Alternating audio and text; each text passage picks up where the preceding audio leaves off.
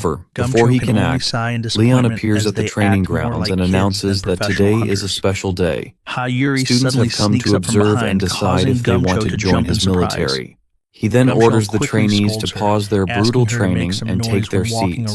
The students quickly obey, though Hari feels confused when Leon tells her to stand with the students rather than the soldiers.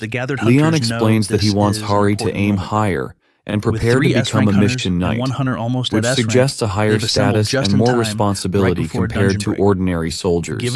Hari agrees respectfully. Leon then officially begins the selection process, stating that he will personally choose the most talented individuals from the students to become his disciples.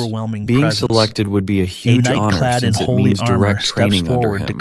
As the selection begins, Suho, one of the students and Hari's close companion, quietly calls out to her. Harry warns Suho seriously not to be rude to Leon, reminding him of how strict and intimidating Leon can be.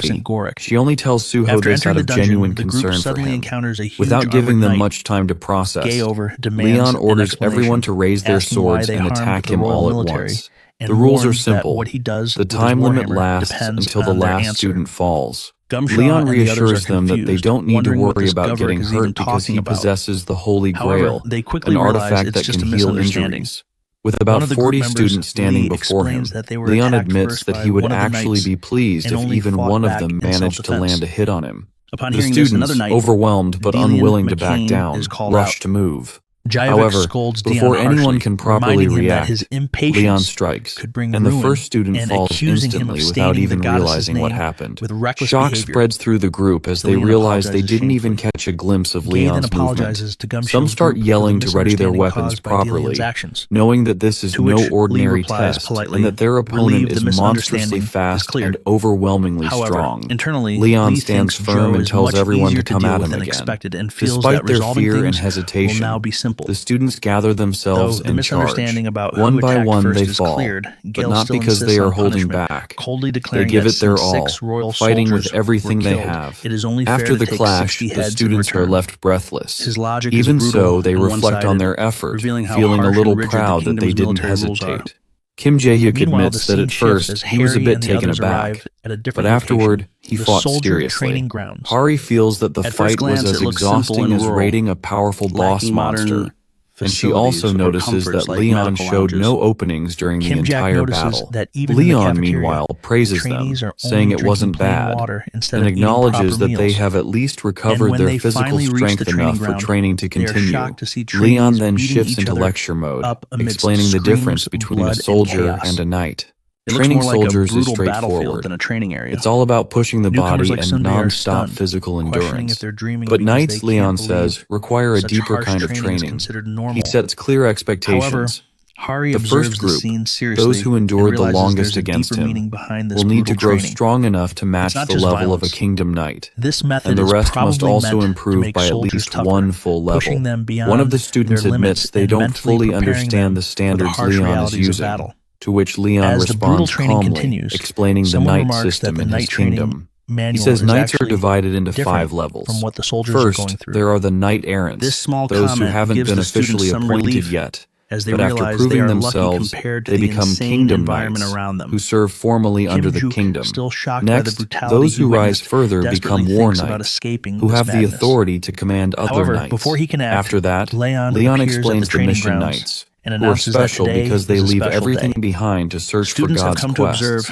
Their duty is to wander endlessly, sometimes for decades, until they find and complete a divine mission.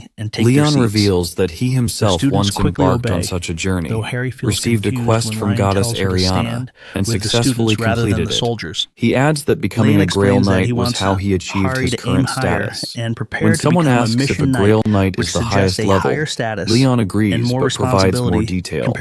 He explains that beyond a regular Grail Knight, there is the Grail Guardian, a special title given to the one Grail Knight who succeeds the King of Lionheart. Trying to claim this title isn't just about seeking honor. It's like challenging Leon's kingship. Leon warns seriously that anyone who dares challenge it will be killed on the spot. He adds that right now is the only chance anyone would have since his power has weakened, making him closer to a normal Grail Knight than a full-strength Grail Guardian. Even with that, the students are stunned, wondering how this could be considered weakened, given how overwhelming Leon still seems. One student nervously asks how strong a Grail Knight truly is, to which Leon pauses before admitting that it would be hard for them to even grasp. Gumchul slowly wakes up, holding her head as pain rushes through it. Her mind feels heavy, and she wonders why she was even unconscious in the first place. No matter how hard she tries, nothing about what happened earlier comes to mind. As she slowly gets up, she notices a girl standing nearby,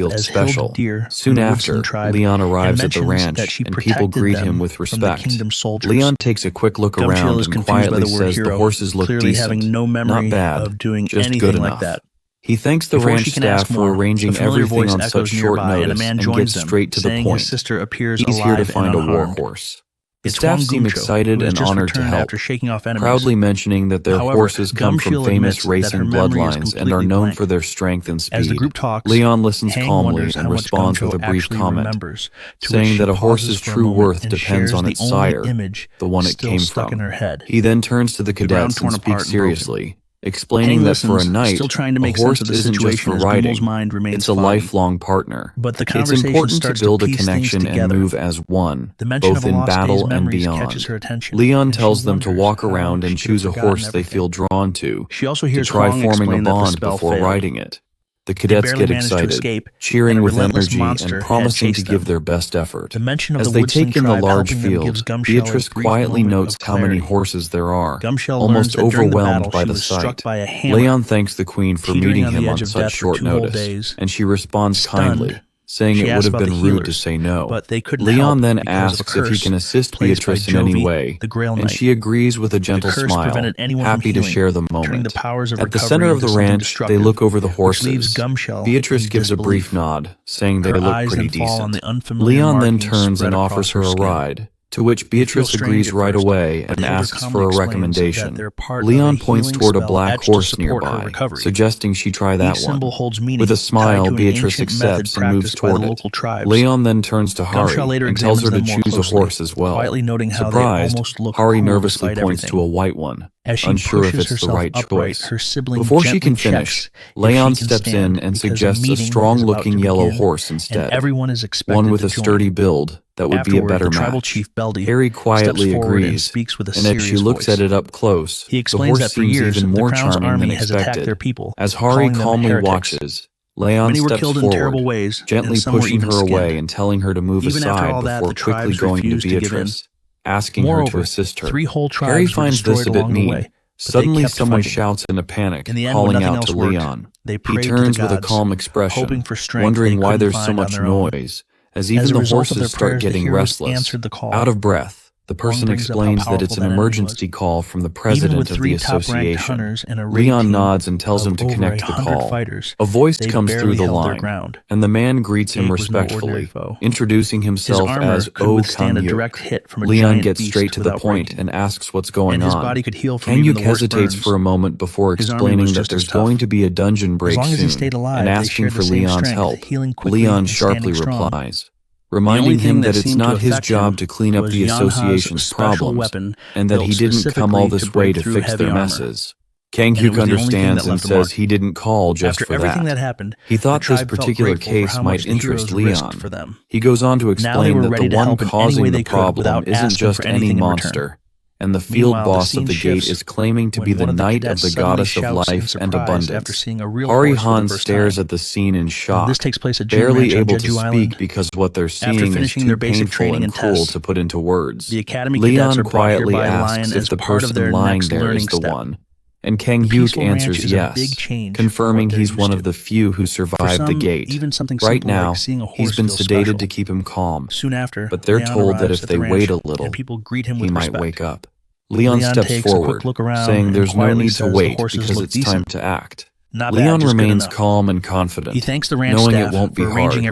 Beatrice just needs to create a new space inside the man's dreams. After all, the strange world that kept repeating inside the gate was his creation. Inside that world, there was a knight with a warhammer, and he claimed to serve the goddess of life and fertility. Now Beatrice soon discovers the name Govric. Some refer to him as Majestic Geovric, a title that carries weight. Quite some time has passed since the execution grounds were established. Judging by the scene, Beatrice wonders if the people involved were hunters, but it doesn't seem likely. Whoever they were, they used brutal burning field tactics to wipe out everyone, with the clear goal of erasing all traces of life and leaving not even a seed behind. Beatrice notices the level of detail being shared and points out the knowledge behind it, to which Leon reminds her he did something similar in the past, back when he was hunting orcs. Though the place has long been abandoned, the traces left behind are still visible, and following them may reveal what actually happened here. Beatrice is then addressed and told to proceed forward. At the same time, she remarks on how quickly Leon moved without waiting for the rest of the troops or Sir Yappy, raising suspicion that something must be going on. Leon pauses, acknowledging that his actions may have seemed inconsiderate, but then adds something important. Half-baked skills can be dangerous. The reason for his urgency becomes clear. A Grail Knight is involved, to which Beatrice quietly asks if he's referring to Sir Govric.